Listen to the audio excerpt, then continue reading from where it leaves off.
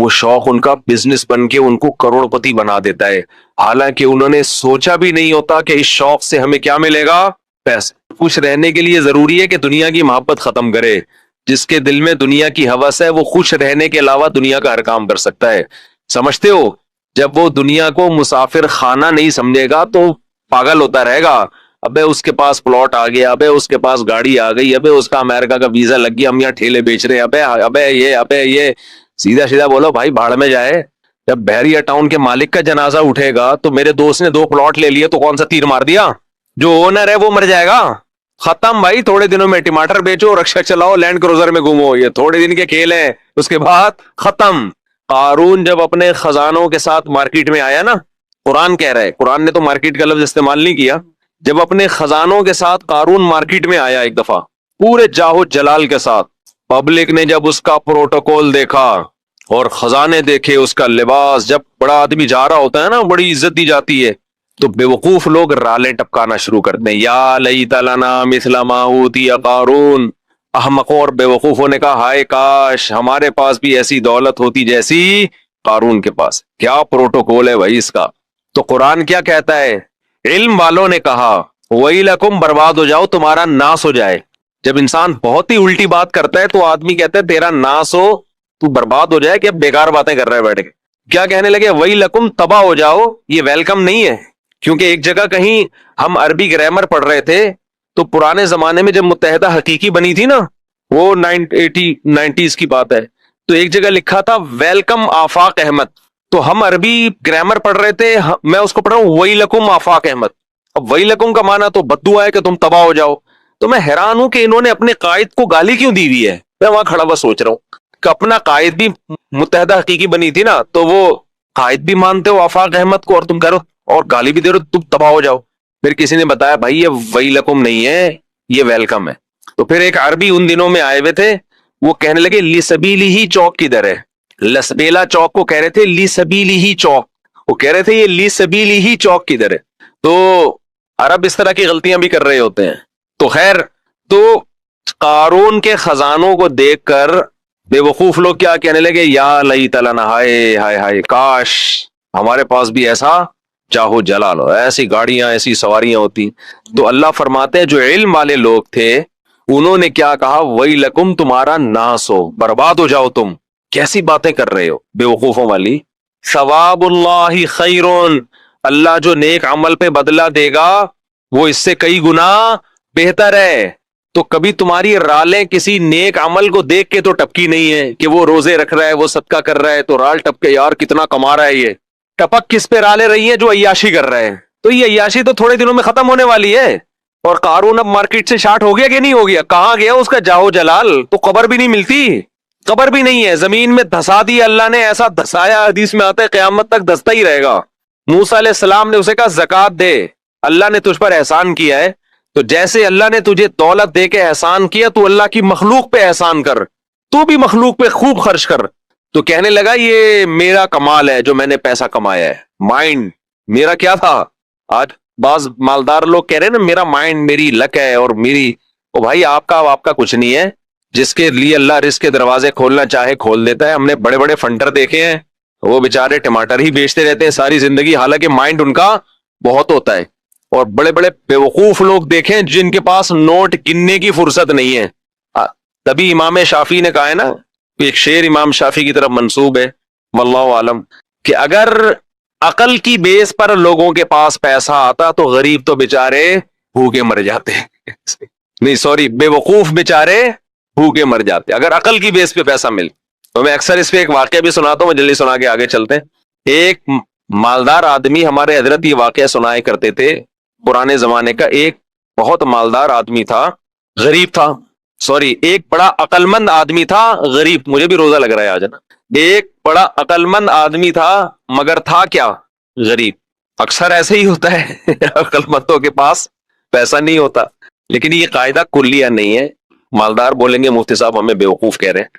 تو اس نے دیکھا کہ ایک آدمی بڑا مالدار تجارت کا سامان لے کے جا رہا ہے، بیوقوف اتنا ہے کہ اونٹ کے ایک طرف چاول کی یا جو بھی امپورٹ کر رہا ہوگا جو بھی چیز، اس کی بوریاں لادی ہوئی ہیں، اور بیلنس برابر کرنے کے لیے اونٹ کے دوسرے طرف ریت کے بورے رکھے ہوئے ہیں تاکہ بیلنس کیا ہو جائے.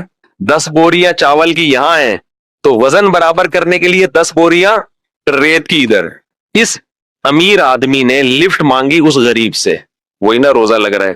اس عقل مند آدمی نے لفٹ مانگی اس بے وقوف سے, کیونکہ یہ عقل مند غریب تھا. تو اس بے وقوف نے اس کو لفٹ دے دی کہ چل تو میرے ساتھ اونٹ پہ بیٹھ جا. اب اس عقل مند نے اس بے وقوف مالدار سے پوچھا کہ یہ ان بوریوں میں کیا ہے جو رائٹ سائڈ پہ. اس نے کہا بھائی چاول ہے یا آٹا ہے یا جو بھی تھا. کہا یہ لیفٹ پہ کیا ہے؟ اس نے کہا یہ ریت ہے. کہا تو ریت کا بزنس کرتا ہے؟ کہہ رہے نہیں, یہ بیلنس برابر کرنے کے لیے. تو اس عقل مند نے اس سے کہا کہ بے وقوف آدمی, 10 بوریاں اگر یہاں ہیں تو 5 بوریاں ادھر کر دے, اس سے بیلنس کیا ہو جائے گا. اونٹ پہ تو نے بلا وجہ کا ڈبل لوڈ ڈالا ہوا ہے اور یہ 10 بوریاں بھرنے میں کتنا ٹائم لگا ہوگا. تو بے وقوف آدمی تو یہ کر لے نا کہ 5 یہاں کر دے اور 5 وہاں کر دے. اس نے کہا یار یہ تو بڑی لاجک کی بات کی ہے. نیچے اترا, اپنے مزدور کو جو بھی ہوگا اس کے ساتھ اس کو بولا بھائی بوریاں ہٹا, 5 چاول کی بوریاں یہاں کر دے اور 5 یہاں. اونٹ کی سپیڈ بھی تیز ہو گئی اور اونٹ کو بھی سکون کا سانس آیا, بڑا خوش. اب اس غریب آدمی سے اس بے وقوف نے انٹرویو لینا شروع کیا کہ تو کرتا کیا ہے.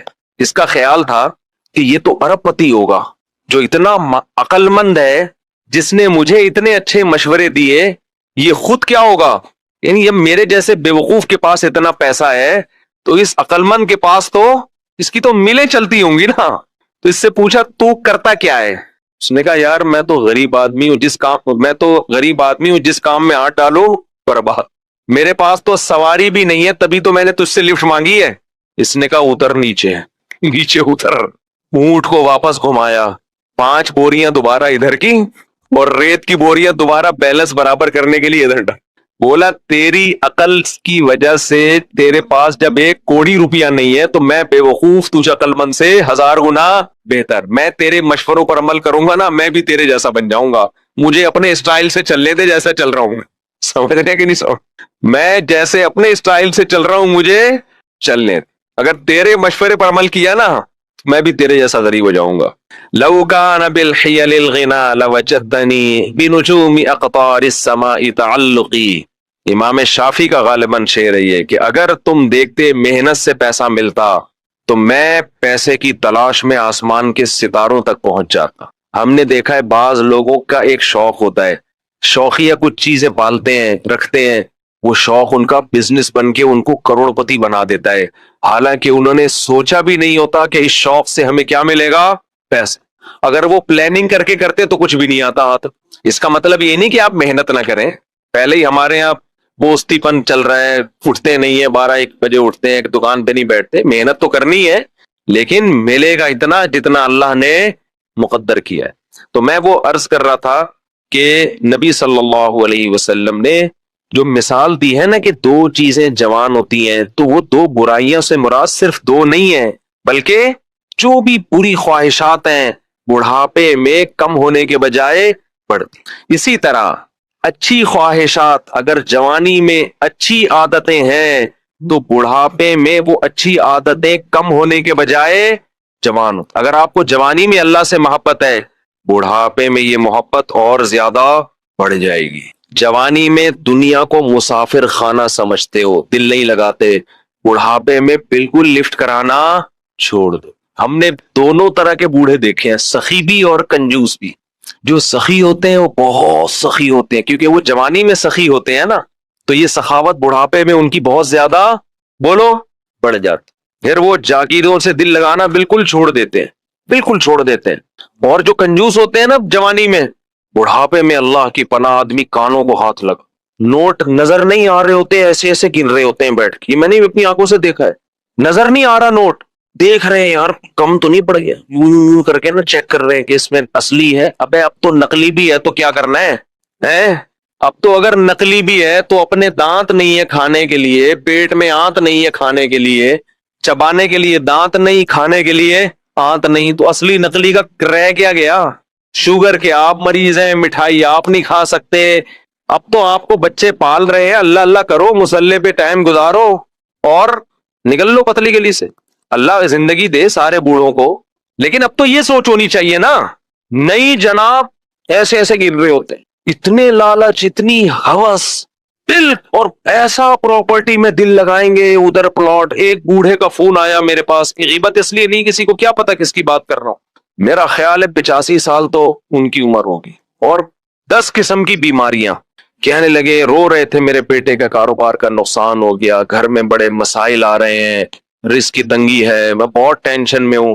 میرا مجھے ترس آیا, میں ان کا مذاق نہیں اڑا رہا, مجھے ترس آیا. میں ان سے کہوں کہ حضرت آپ کی کیا رزق کی تنگی, آپ کی زندگی گزر چکی ہے, آپ نے ویسے ہی 2 پاپے صبح چائے میں ڈال کے کھانے ہیں بھائی, دوپہر تو دھونے والے کھچڑی کے کھانے ہیں, زندگی گزر گئی. اب ان چیزوں میں کیا رکھا ہے؟ جو بیٹا جس کا کاروبار ڈوب گیا اس کو اتنی ٹینشن نہیں ہو رہی, جس نے آگے زندگی گزارنی ہے ابا کو اس سے زیادہ ٹینشن ہو رہی. لیکن ہم نے نیک بوڑھے بھی دیکھے ہیں, نیک بوڑھے بھی دیکھے. ہمارے نانا, اللہ تعالیٰ مغفرت فرمائے, نانا نانی دونوں, میرے نانا کی بھی 99 سال ماشاءاللہ عمر تھی, نانی نے بھی بڑی عمر پائی ہے. جب بھی ہم ان کے پاس جاتے تھے نا تو وہ شاعری شروع کر دیتے تھے, قبر کی, آخرت کی. ٹھیک ہے, گھر جسے سمجھے ہو وہ تم گھر نہیں. مجھے پورا شعر یاد نہیں ان کا, یعنی بار بار کہتے تھے, بیٹا جس کو تم گھر سمجھ رہے ہو یہ گھر نہیں ہے, گھر اصل کیا ہے, قبرستان. اور سخاوت ایسی, کھلا رہے ہیں کھلا رہے ہیں کھلا رہے ہیں, ہر وقت کچن میں کھانا بنتا رہتا تھا. مسجد کے امام بھی تھے ہمارے نانا, تو جو گلی محلے میں جا رہا ہے نا اس کو بلایا, ادھر آ بیٹھ. گھر والوں کو ٹینشن دی ہوئی تھی, کھانا لے کر آؤ اس کے لیے, تو گھر والے بھی تنگ آ گئے تھے. تنگ آنے کا مطلب ظاہر ہے بار بار بار بار کھانا گھر میں پکتا رہے, لیکن سخاوت تو تھی نا. تو ایسے بھی دیکھے ہیں کہ بھائی گھر ور کچھ ان کو کوئی دلچسپی نہیں ہوتی پلاٹوں میں, جائیدادوں میں, تو یہ جوانی میں ختم کر لیا تو ہو جائے گا.